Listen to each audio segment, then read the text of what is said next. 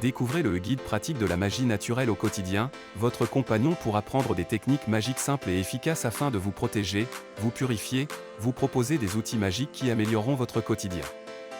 Contactez-nous au numéro WhatsApp et Telegram ci-dessous pour plus d'informations. Hotep.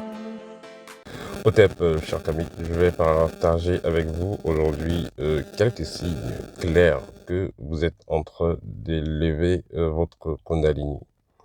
Alors, ceux qui ne savent pas ce qu'on appelle la Kundalini, c'est une énergie qui se retrouve, qui est basée au bas du corps. Et cette énergie, à force de faire certains travaux spirituels, va s'élever. Déjà, comment est-ce que les gens activent la Kundalini? La Kundalini peut être activée par un touchement. La Kundalini peut être activée par des sons.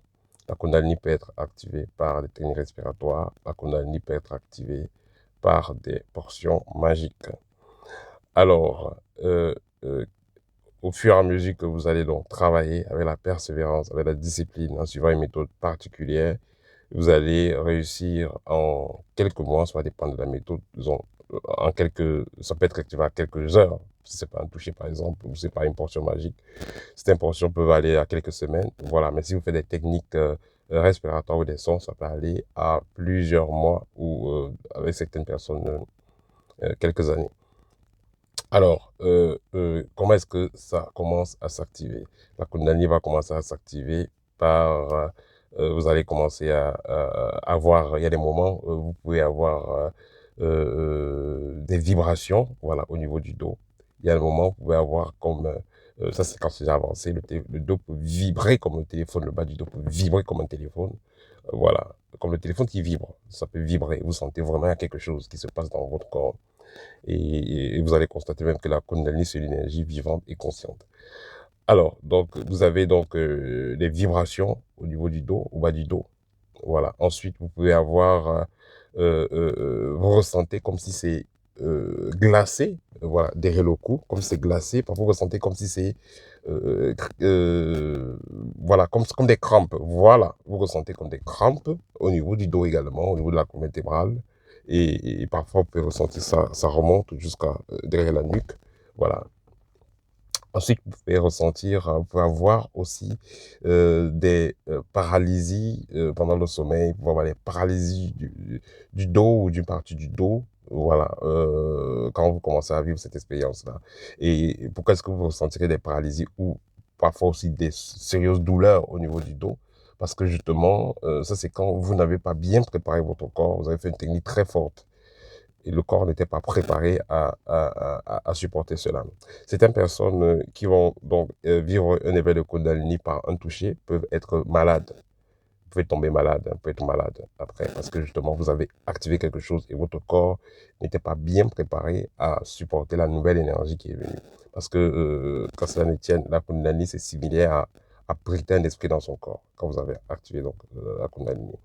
Alors, qu'est-ce que vous aurez donc comme manifestation quand vous avez donc activé la Kundalini? Ici, ce n'est plus au niveau physique. Quelle petite expérience vous aurez? Déjà, quand vous avez activé la Kundalini, ça vous ouvre une porte, ça vous ouvre le portail hein, des mondes parallèles. Ça vous permet facilement de communiquer avec le monde invisible.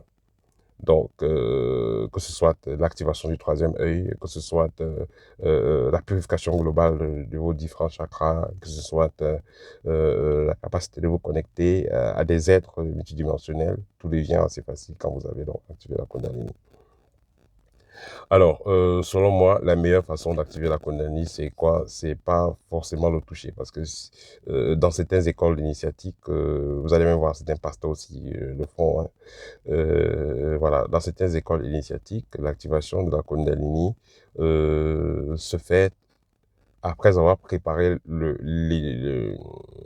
l'initié pendant des années. Quand il est prêt, le maître peut le faire. Pareil comme l'ouverture du troisième ou l'activation de la Kundalini, il peut le faire par un toucher. Ça, c'est dans certaines écoles initiatiques. Mais dans d'autres écoles, c'est plutôt, comme chez nous, c'est plutôt, on va vous donner un programme initiatique que vous allez suivre, vous allez faire vos exercices pendant des mois et pendant ce processus-là, vous allez préparer tout votre corps, tous vos chakras vont être préparés, toute votre vibration globale va être préparée. Et à ce moment-là, il y aura donc montée de Kundalini et vous n'aurez pas de problème à la suite. Parce que c'est ça le plus important, que vous le fassiez sans avoir des problèmes. Parce que ceux qui vous pouvez activer cela brutalement et vous retrouvez avec un dos paralysé, vous pouvez griller les nerfs, hein, parce que ça va monter là, c'est comme du volcan qui monte, ça peut griller vos nerfs, vous pouvez endommager sérieusement votre santé. Donc ce n'est pas ça l'idéal.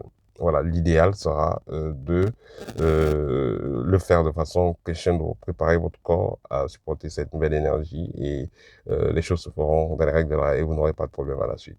Voilà, c'était un petit partage en ce qui concerne la Kundalini. Voilà, n'hésitez pas si vous avez besoin d'une consultation ou du nouveau livre. Voilà, à très bientôt chez Kamit Hotep.